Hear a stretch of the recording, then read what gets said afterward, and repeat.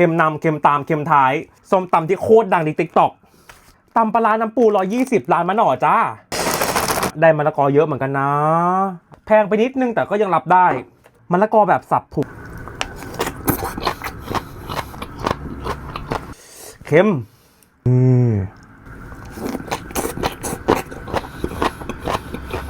กรอบมาก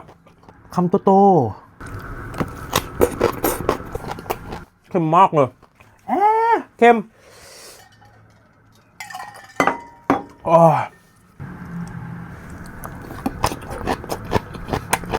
รีวิวเนาะต้องกินให้ดูหน่อยเพราะว่ามันซื้อมาแล้วเนาะ